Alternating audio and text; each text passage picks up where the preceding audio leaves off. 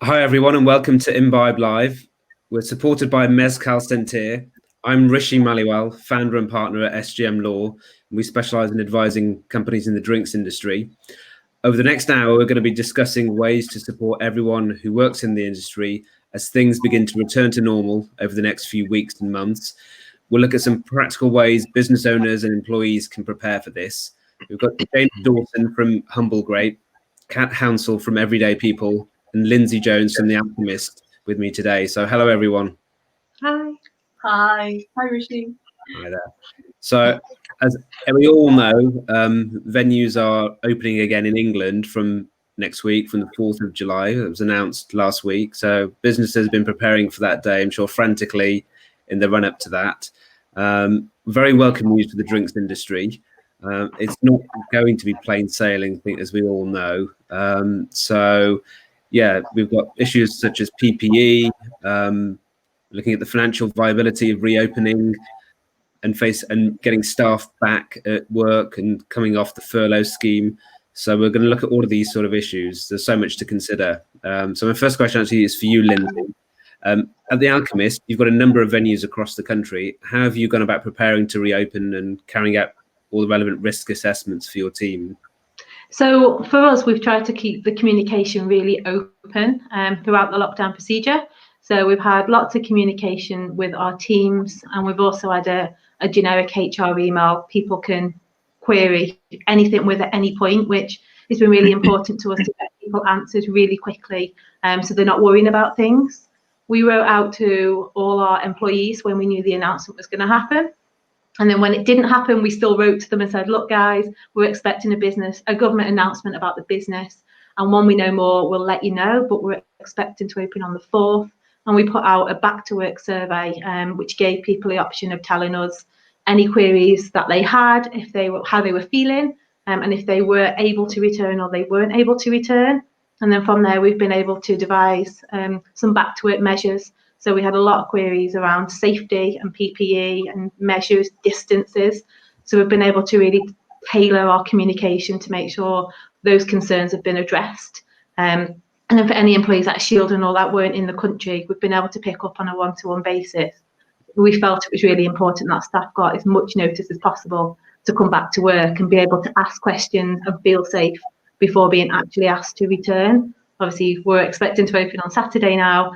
So we have got way in with the questions and queries, and we've got plenty of team members now really happy about wanting to return. Yeah. Fantastic. And James, over at Humble Grape, then you're no doubt going through something similar to Lindsay and the team at The Alchemist. How have you guys been going about planning for reopening? Yes, so we've done a lot of communication to our staff as well, and been speaking to them. So all through the crisis, we've done a lot of communication, explaining to them how furlough works and kind of how we're going to try and look after them. But I think at a more human level, we've kind of created group leaders. Like, for example, if it's not the GM of the site, it's the AGM or someone else that people look up to. And we've made sure that they're in contact with the team members who are on furlough at least once or twice a week, just to see how people are feeling. Because we were worried that a lot of our front of house people who are very vivacious and kind of outgoing, being stuck at home, might have some kind of problems and kind of be a bit down and emotionally kind of struggling with the situation, and just the fear of COVID and everything.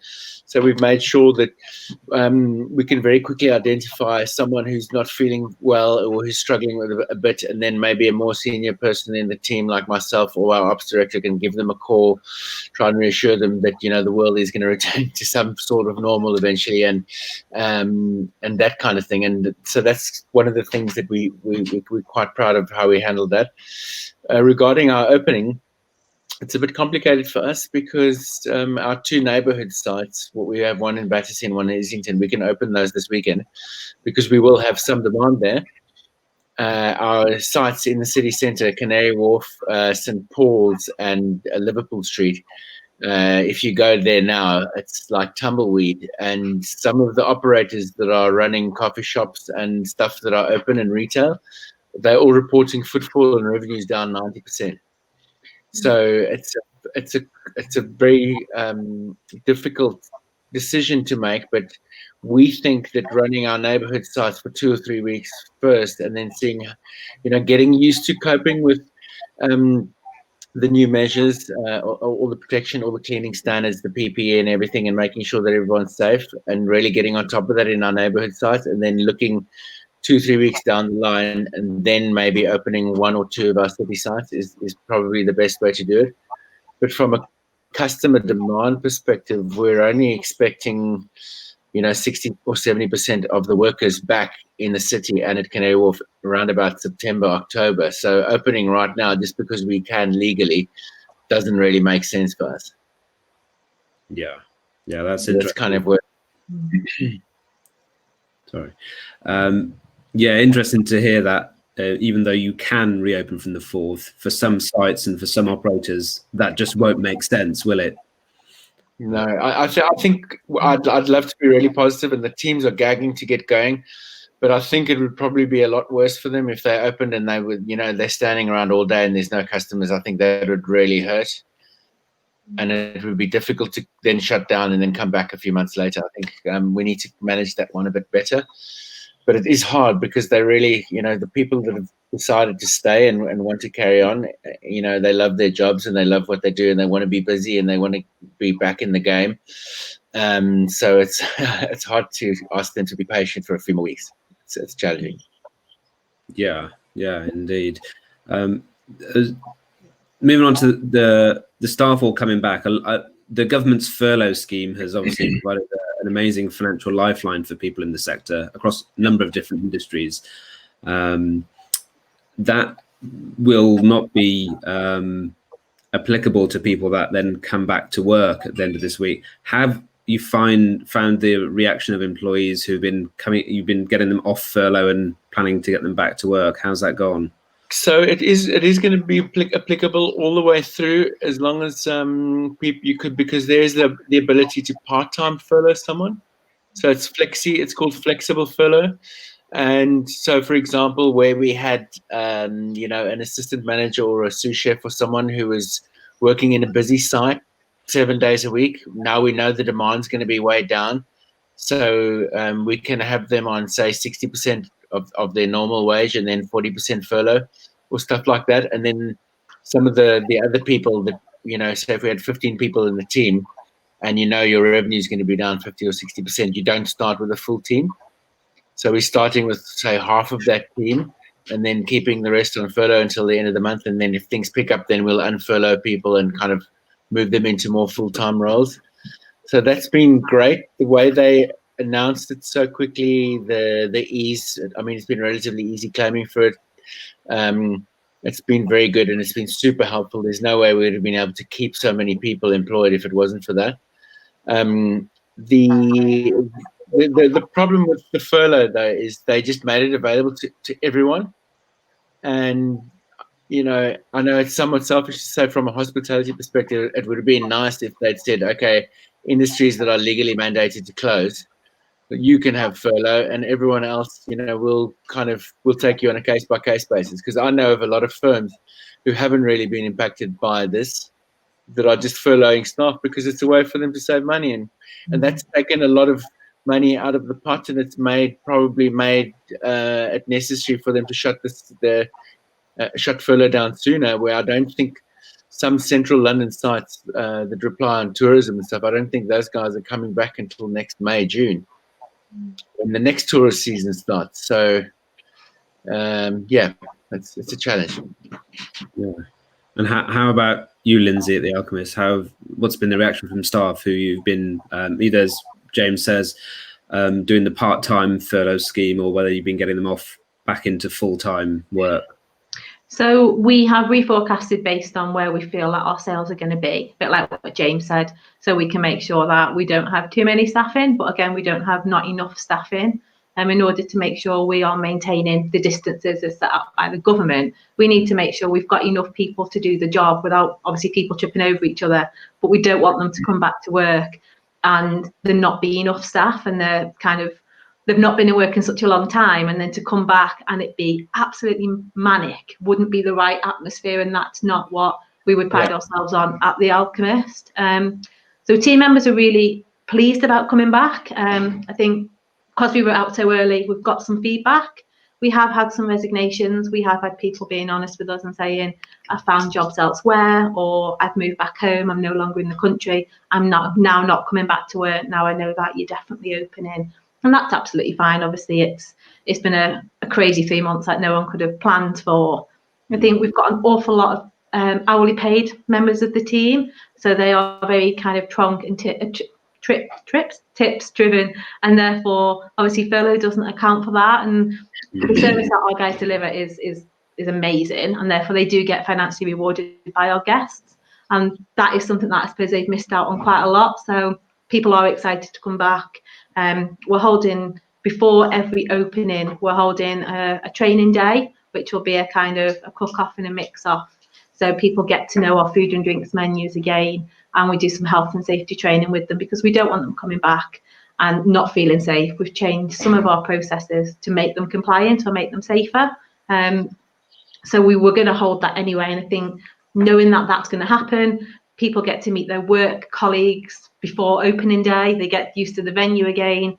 And then hopefully opening day will be a really positive, as everyone's planning for. Yeah. And Kat, what are you hearing about people who are coming off furlough, or employers who are bringing their teams back from furlough? Yeah, it's been really interesting speaking to some of my clients in recent weeks, because of course there's the focus on the operation, and in quite a short turnaround, how do you get people back to work? When we were doing our prep call, we were talking about, measuring out tables and chairs so people are sat at a good distance apart, and that's all really important. But there is a lot of anxiety with people coming back to work as well. So as much as thinking about the physical safety, I'm hearing clients thinking about the psychological and the mental safety of the teams coming back as well. And it's great that both Lindsay and James have talked about the open communication that they've had with their teams throughout. And I think it's really important that that continues as people start coming back to work, because it could be really easy to kind of just get into the day-to-day and focusing on customers, making sure they're all right. But actually, there's going to be some teething problems. We're going back to work. There's, like you say, Lindsay, we've got new menus, new drinks menus, new food menus. There is going to be stress around. So how do we keep that communication line open and listen to the ideas that the team have to stay well and stay engaged and have fun at work as well, because that's what people have been missing, really. Yeah, it's great. It's great to hear that a lot of the staff who are coming back, there's a lot of positivity, and they're really keen to get back, because I'm sure that will be mirrored by the general public. But what are you sensing in terms of the general public's attitude to coming back into bars and your establishments from your colleagues? And that's for Lindsay. So we are really proud that all our venues have got 5-star EHO. It's something we have put on our website. We shout about it all the time. Our venues have always been super clean, and the processes that we've got in place, the guests see everything is done with care and precision. So to be honest, we're not changing a great deal, because service was great. And we've put in some additional measures and making sure, yes, guests are seated adequately apart. And we have reduced our menu ever so slightly, food and drink, that the guests have seen. And we've said, this is to keep you safe. This is to get us open and get everything back up and running. 3 months is a really long time for everyone to get back into the swing of things. But we've had some great bookings. So since the announcement on the 4th of July, we've seen a huge increase in guests wanting to book tables with us. We also switched on our gift cards this week. So if people want to buy a gift card or an Alchemist experience for a friend or family member, that's now been switched back on. And we've got a lot of uptake coming through from that, which is really nice. It's nice to see that in a time where people are still furloughed and people not really sure what the new norm will be with hospitality. Guests do really have faith in the brand that we've got. And I think all the new measures we've put in place are only going to enhance their experience. If employees want to wear PPE, we're going to allow them to, because they are guest facing, but we're not going to make that mandatory. And I think guests will hopefully feel like everything is normal almost in there. It's not going to be kind of clinical. It's not going to be in a way that doesn't feel right. But we want our employees to feel comfortable and safe, because that gets passed on to our guests and they feel comfortable and safe and hopefully have a great experience with us, and naturally will want to come and eat or drink with us in the future. Yeah, indeed. And James, you actually touched on this when you spoke initially, how you've chosen to reopen your neighbourhood sites rather than sort of central London city-based sites, because they're just clearly you're anticipating there won't be the footfall of office workers who would normally go to your city establishments. In the neighbourhood sites, though, presumably then you are getting a good sense that people will be going back to those bars and restaurants. Yes, so we're quite fortunate in a sense that about 20% of our concept is retail. So we've been open as a wine shop since the 1st of May in both our sites, and that's been performing pretty strong. And we've been talking to a lot of customers all throughout, and people are excited to come back and see us. Our Battersea site is completely overbooked for the 4th of July. And our Islington site is 80% full, and we're not even, we've still got a few days to go to the weekend, and then we've got some bookings through next week. And then it's hard to tell what's going to happen after that. I hope that it's not just a big surge of people coming back because they haven't been out for ages, and then everyone stops because there are still going to be a bunch of people that are cautious about going out and that want to wait a bit longer and see what happens, understandably. So that being said, even though we are fully booked, we had to reduce our capacity to maintain the meter between tables and all that kind of stuff, and to close out all the little choke points where, sometimes you had someone maybe standing a bit too close to someone's table while they were waiting for a seat, and we've had to remove seats from the bar so that you can have two people sitting next to each other, but there's still a meter from the other two people on the other side. And we have had to update all our operational procedures, and our staff are going through a lot of training. And also, in terms of being able to reassure guests that we've done everything we can to make them as safe as possible. And then it comes down to training the staff who are actually talking to the guests, because they might get flustered or confused in the moment and say the wrong thing. So we just want to make sure that they're aware of exactly everything we've done to keep them safe and to keep the guests safe, so that it just comes naturally and they don't have to go and fetch a manager. So that's all the kind of stuff we're doing, because people are going to be nervous. They haven't been at work for a long time. And I think the kind of guests that are going to go out in the first wave are pretty relaxed and comfortable with stuff.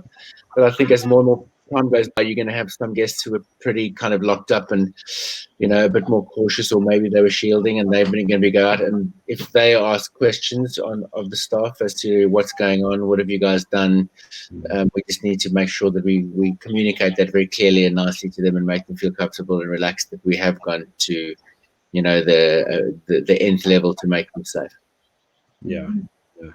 I think we can draw some parallels to other parts of the country that are reopened. I've seen it with personally with schools and nurseries, where our kids have gone back to school and nursery, and initially I think only half the parents were sending their children back, but week on week more and more kids are coming back as everyone is becoming a bit more comfortable with returning to normality. To speak. Yeah. And there's something about seeing it as well. I think when you can be told what are the safety measures that are being put in place, but when you actually see them operating, you see them working, that can really help with people's anxiety, and that can be customers, but that also could apply if people have team members who are really nervous about going back to work. Maybe they have been in that shielding group or the more highly vulnerable group. Actually, is there a way that we can visualize and show them through, a quick video camera on the iPhone or whatever, to say, hey, look, this is what you're walking back into. It is different. We have put the safety measures in place as well. We've got a great question here from someone in the audience, which is around how do you guys, probably more Lindsay and you, aimed at you guys, how do you plan to keep the magic of hospitality and service alive and the pride that staff have in high levels of personal service with some of these challenges of social distancing, PPE equipment, which will create some barriers? What are your thoughts on that? So I think our customers are intelligent and well informed, and they know what's going on. They've been watching the news and reading for the last 3 months. What we don't want to do is every customer that comes in, like say, starts talking about COVID to them. We don't want to do that.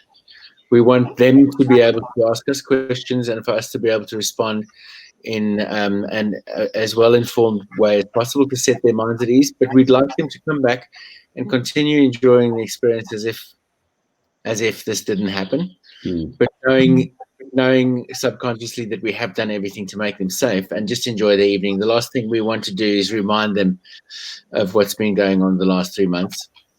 So it's about great hospitality, great service, going the extra mile to make sure that they're safe. And some of the people, including our customers who do come with small children and stuff, and we know they're coming back, we've put a personal call into them to find out how they're feeling about the situation and if there's any particular extra measures they'd like us to take.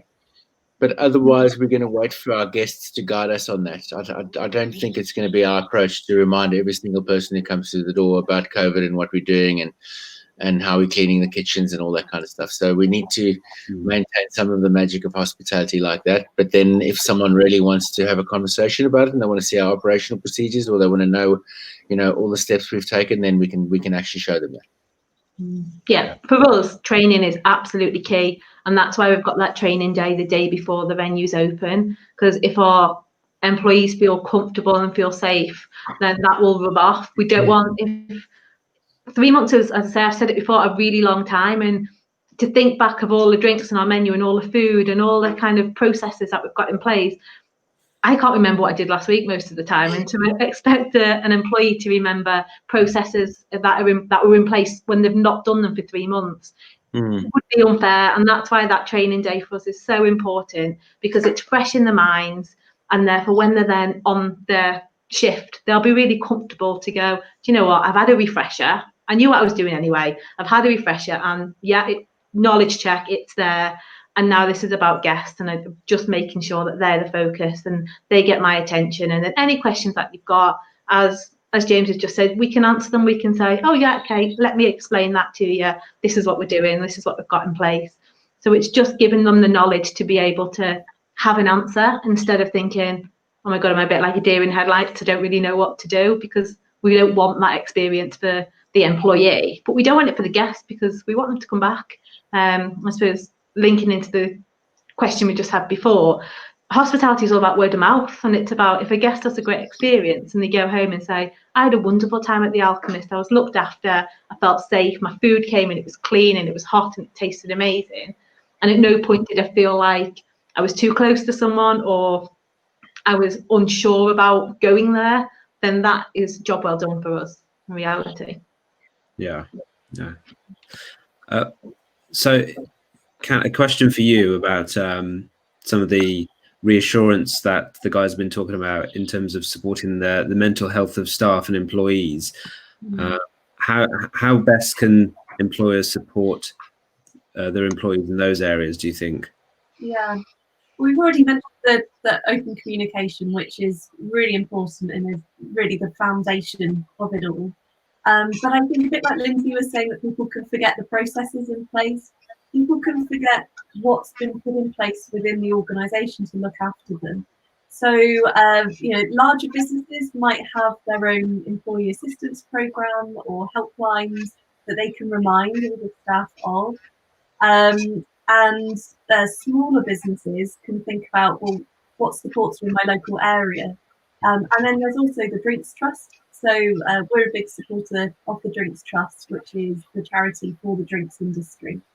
And they have a helpline that anybody can call. So it's a number that can be shared amongst teams.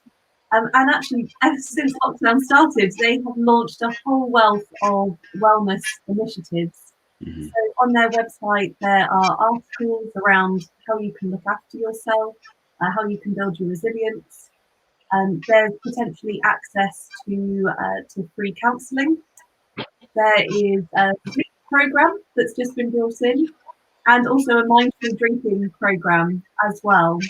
So in the past, the Drinks Trust has done a lot of work to financially support people, and that's still ongoing. But the reality is the hospitality industry has been hit and will continue to be hit. So those grants for everybody are going to be a bit more stretched. So it's wonderful that the charity also have these wellness initiatives in place. So how can you support people holistically? So if you're listening to this and you think, oh, you know, where would I signpost people to? They're an absolute fantastic resource. So it's the Drinks Trust. Perhaps there's a way that Imbibe can share the details if they haven't already with everybody. But I think also the other thing is work has so many benefits when it comes to our well-being and our mental health. So the socialising aspect, having a reason to get out of bed in the morning, a bit of a sense of purpose, opportunity to grow and develop. And so I think also what we can do is not just focus on the potential anxiety and negatives of coming back to work, but really kind of ramp up that focus on the positives and all the great fun socialising stuff.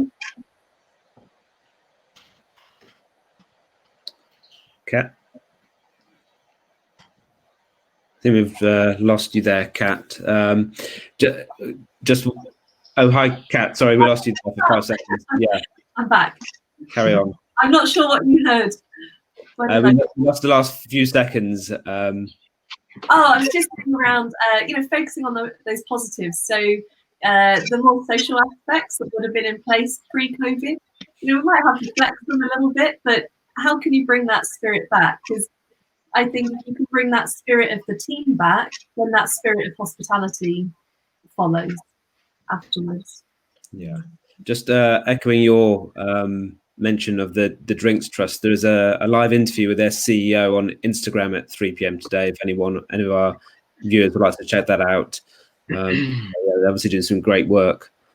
So we've got a couple of practical questions around back of house issues and what people are going to do with crockery and glassware, and whether people are now looking to shift to disposable items. What are your thoughts on any changes to those issues, James?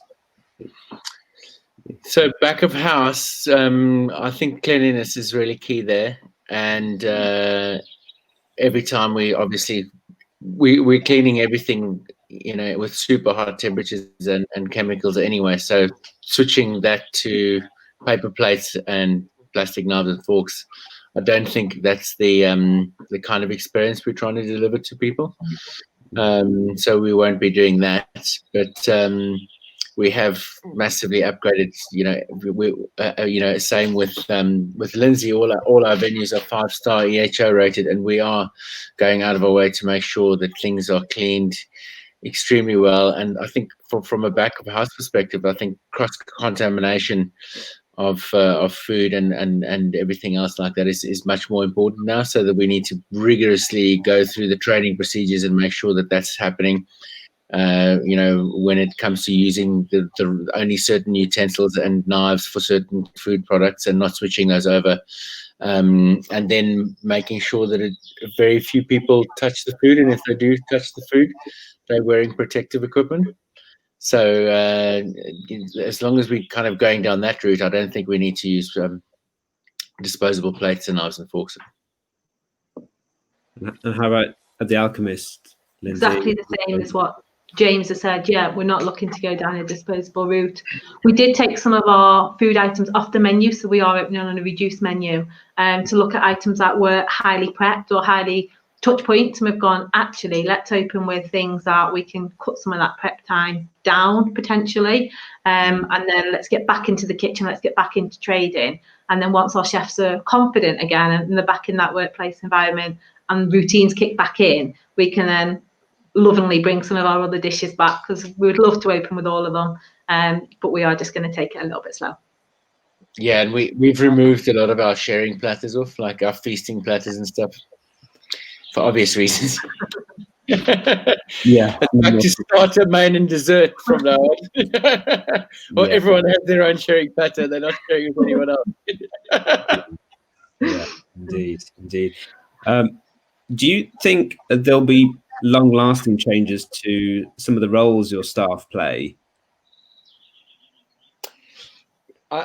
From our perspective, it's just made it. We've always invested in HR, and we've always thought it was important, and now it's so much more important than it's ever been.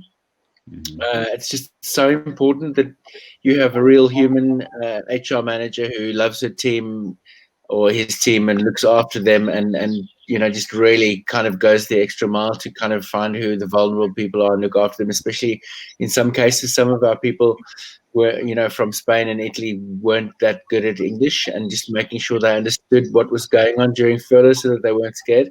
So I think obviously for us, HR is going to continue to be super important. And then technology is going to be more and more and more and more important. So how we deal with bookings, how we kind of allow apps to allow apps in our sites and people to interact with our products and our team through that. It's going to be more and more important, and it's going to be very difficult for the older school operators who don't embrace new methods and new technology to kind of keep up with that.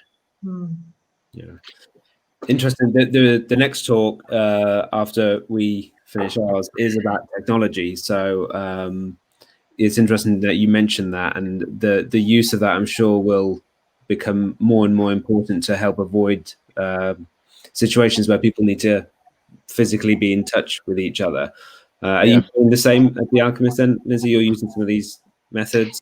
Yeah, so we've explored technology. We were actually looking at doing kind of the pay at table, order at table kind of offering before lockdown. So I think pay at table is probably a little bit more advanced than the ordering, but I'm not the most techie person, so I'm not going to try.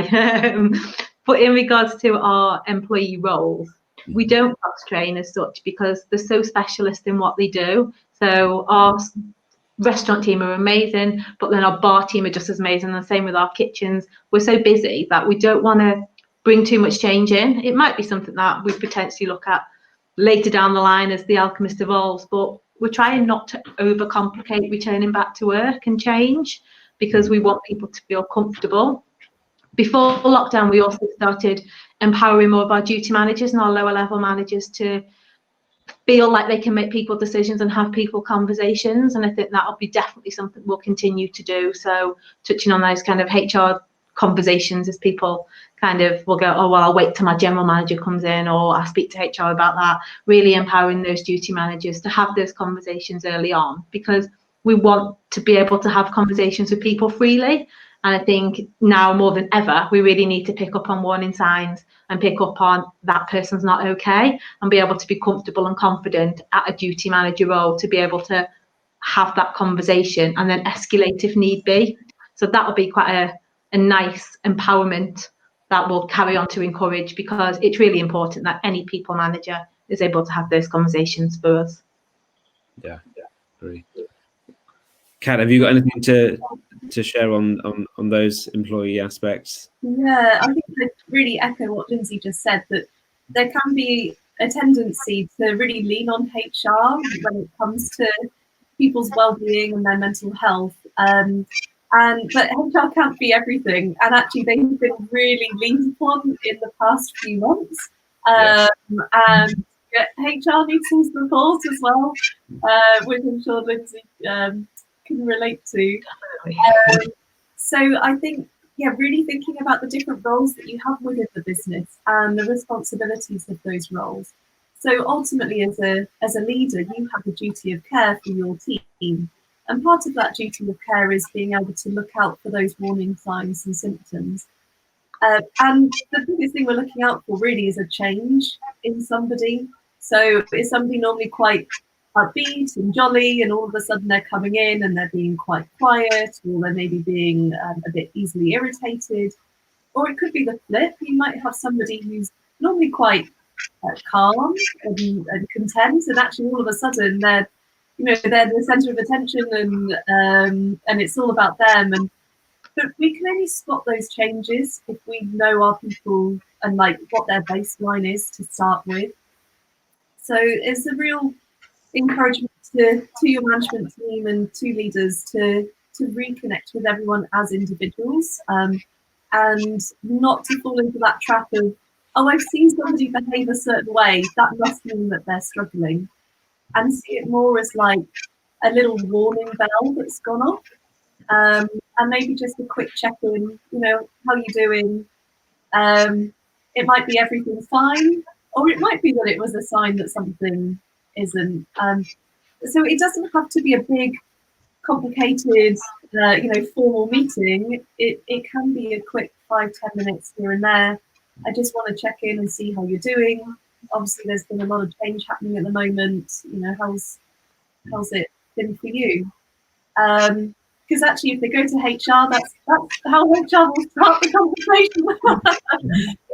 So everybody has the capacity to do that, because we're all empathetic, kind human beings. So tapping into that strength is really key. So one of the big challenges, obviously, for venues is this the social distancing and needing to maintain what was originally going to be a 2 meter, or what potentially still might be 2 meters, but with the recent announcement, it looks like it's been relaxed down to a 1 meter plus, whatever that means. How are you going to deal with social distancing, James, in your venues?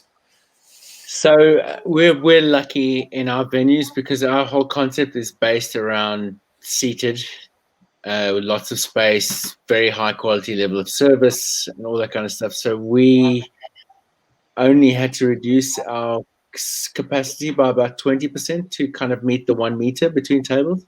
Okay. We had to reduce our bar capacity by quite a lot, and we've been trying very hard to get more outside space at all our venues, which was supposed to be really easy, but it's really, really, really not. Yeah. So that's kind of not happening. I think our guests are going to be, most of them will be respectful, because people, are kind of used to now when they're at supermarkets and everywhere to kind of avoid getting too close to others and being quite respectful. I think the problem is going to come when you have a very small percentage of guests who aren't respectful, and then everyone else gets kind of upset by that. I think how we manage that is going to be up to the senior members of the team at our sites. I mean, that could be challenging, but I'm hoping we'll have very few of those kind of incidents. So meters between the tables, not having people queue up too much. So we've staggered our bookings so people can arrive, 5-10 minutes apart and all that kind of stuff. And when they do arrive all at the same time, we've got little stripes around the corner so they can stand in little groups apart from each other. So we're trying to do all of that. But I think there's going to be a big group of people that kind of, if you walk around London and have a look what's going on in retail and in the parks, there's going to be a big group of people that just don't care about that anymore. So that's going to be a bit of a mix. Yeah. But we are getting to try and manage it as best we can. Yeah, I guess it'll be different for different venues. And over the Alchemist, Lindsay, you've got, I think I know from having been to one or two of your venues, they're quite large venues, aren't they? So has that been easier for you to accommodate social distancing with taking out tables and things? It has. In some of our venues, I won't speak for all of them because some of them we do have some space challenges. But in the majority, especially our kind of bigger ones, space, there is quite a lot of space and we've got quite big tables. So that does allow itself quite nicely in regards to kind of the distance in which we need to give. We do mainly table service, so similar to James in regards to the booking side of it. So guests are seated when they arrive and then everything is brought to them. So there isn't a lot of need to kind of travel around the venue. And I think once they know where their table is and say, this is your table, they have the server is their server, so they're not kind of wandering around looking for someone to serve them or order food or drinks. They're very attentive. So from that perspective, we should be able to kind of contain where we seat people and make sure that space isn't kind of encroached on. And I think a lot of the people that have probably returned back to us have been before, so they know kind of what to expect. So we're just going to see what it looks like. Our bar is obviously slightly different, and that will be a learning curve for us, I suppose, as we open. We've put the measures in place and we'll just monitor those, and we'll see what that opening weekend brings. We're lucky some of our venues have got outdoor space, which is a nice added advantage. Unfortunately, not all of them do, so we'll just have to review what that looks like for us. And I think it's a learning curve for everyone, and I think businesses need to be able to accept that and kind of accept that plans could change. I think we've revised guidance 3 or 4 times just this week, just because things are changing and people think of things, and then we'll go and try it and think, actually, that's not quite practical, let's change it. And I think if businesses have an open mind, and we certainly do, it will only help us to continue to trade, is the attitude we've got at the moment. Yeah. I think that one of the key things that I'm hearing from you guys and some of my other clients is this is changing so fast. Everyone, employers, guests, operators, everyone needs to be very flexible and understanding that no one really knows the answers to how best to tackle this situation, and it's going to change.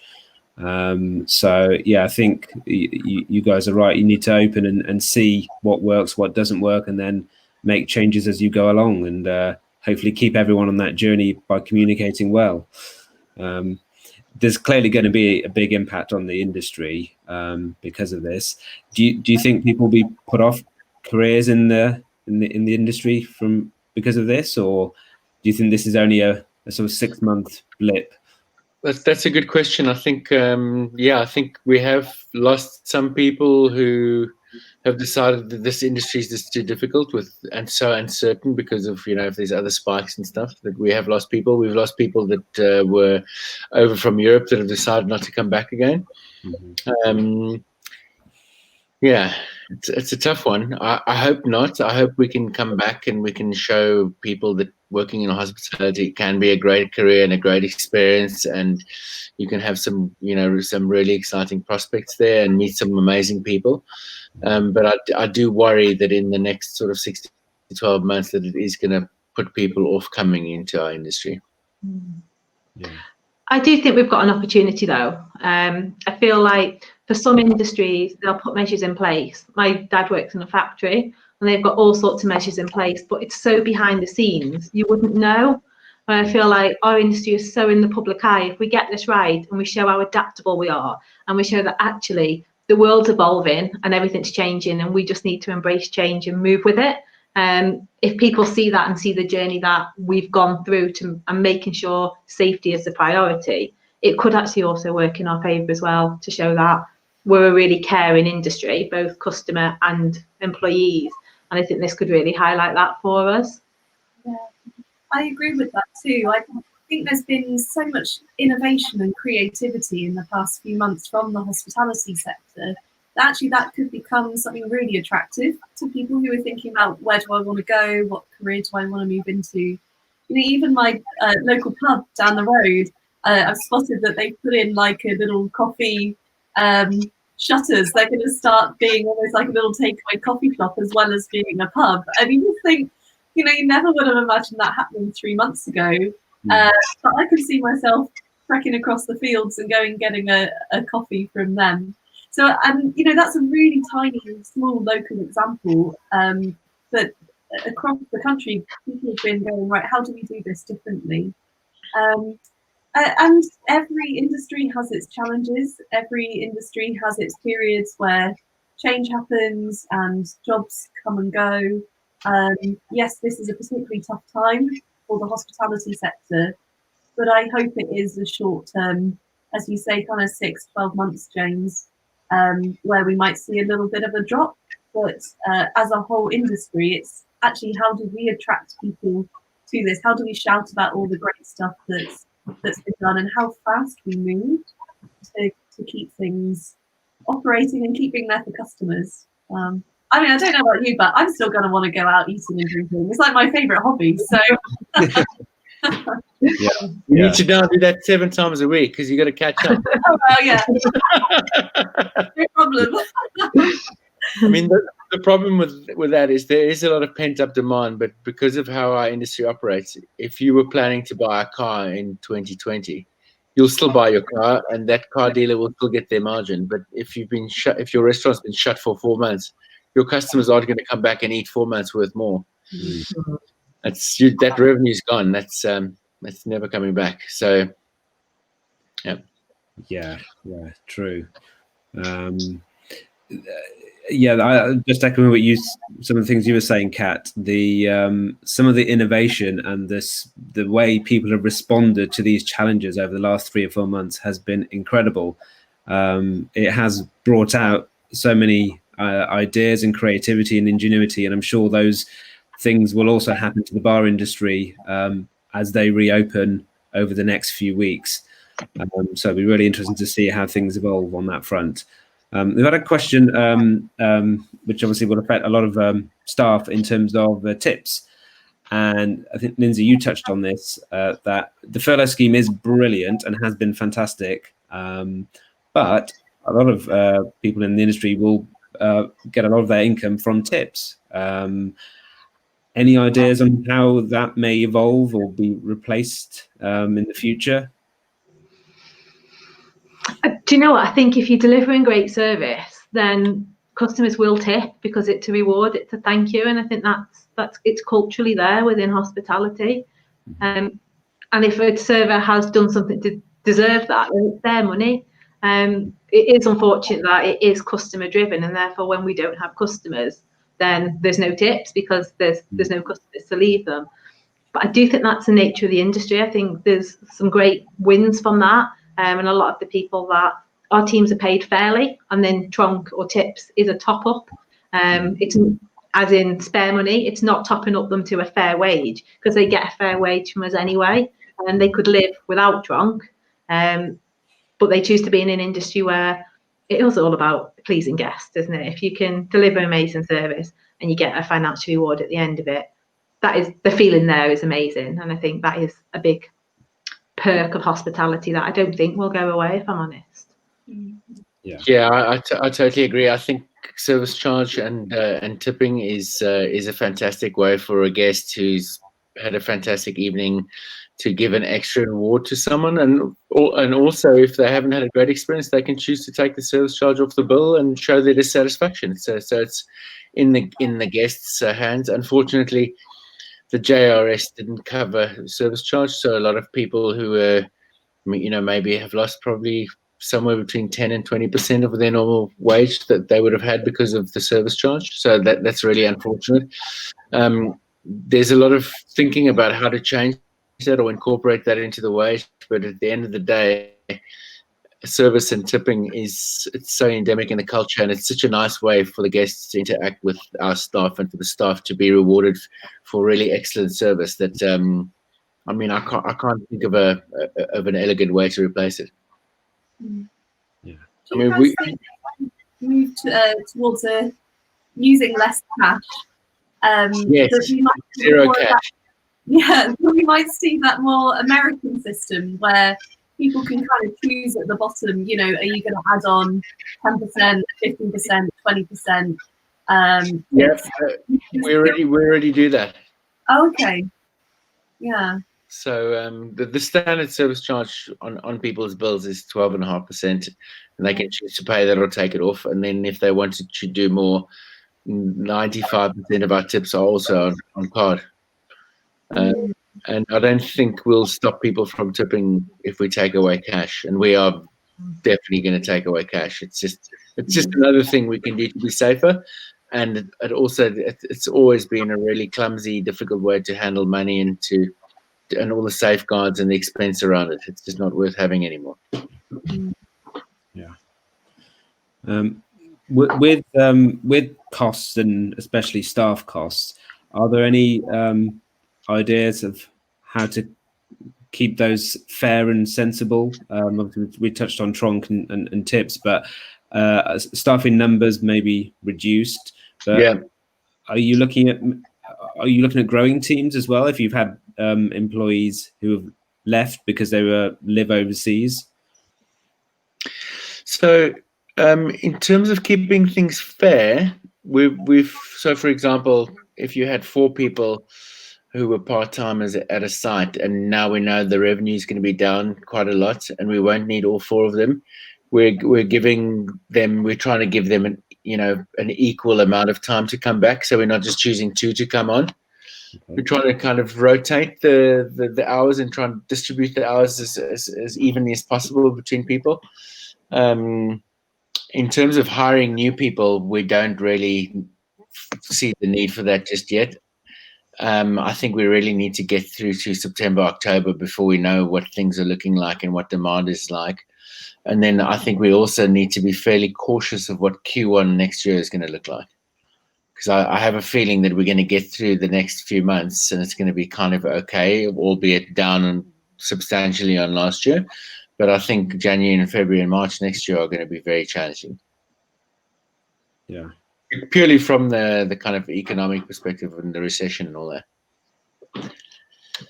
I mean, we've had resignations. We've had people resign from us and said, we're not coming back. When we wrote to everyone last week and we said about hospitality reopening, we said to them that if there was a venue closer for them to save on excess travel, we could move them around within the estate. So for like London, where we've got 5 venues, you may have started at one of our older venues, but as we've grown, you might now live closer to a different one. So in most of our cities, we've got 2 venues at least. So kind of Manchester, Leeds, Birmingham, London, where you can get around pretty easily. So there is some team members that are moving about. We've also got quite a percentage of the student population as well. So we're trying where possible to retain. As I say, we're trying to keep it simple. So we wouldn't want to bring on new team members in the beginning when we're starting to open, because to add in training as well on top of social distancing and people just getting used to their jobs again just doesn't feel right. We've also got down that we're due to open Cheltenham. So Cheltenham's a new venue that is 90% built, or there or thereabouts. So it will open at some point towards the end of this year. And we will always give people the opportunity to transfer internally, but we will end up going external for some of those positions as well. But yeah, for us at the moment, it is just keeping it simple and not doing anything that's going to add any extra stress or anything onto, I need to remember that and I need to also do that. It's just getting people back to their normal jobs and allowing them to focus on those jobs.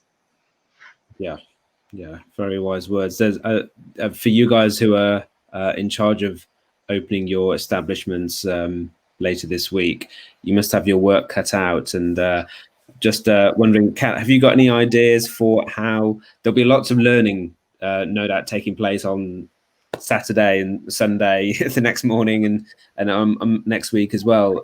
Any ideas how best to capture those learnings from the teams? We've talked about the importance of communication, but if you could expand on that, it'd be great. Yeah, that's a really great question, actually. Well, a little bit, it's going to be dependent on each business, because you need to work with what's going to work with your team. So if you already have a communication channel that's up and running, so Lindsay, I know you mentioned right at the start that you had a kind of a go-to email address that people could send questions into. I think something like that is a really simple, great idea to set something up so people can give their thoughts. Maybe there's a way that you could set up an anonymous system, so a simple poll, something like Google Forms or whatever you can ping out to people.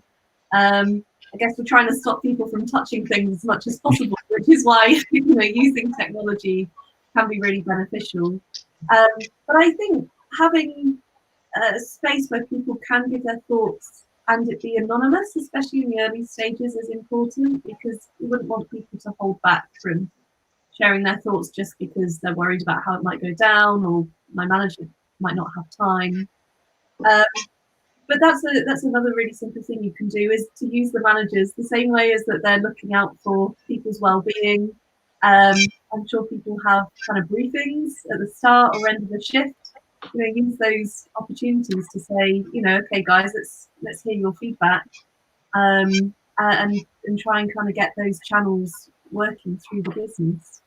So there are a few thoughts. But yeah, I'd be interested whether Lindsay or James have thought about that themselves. With anything in place.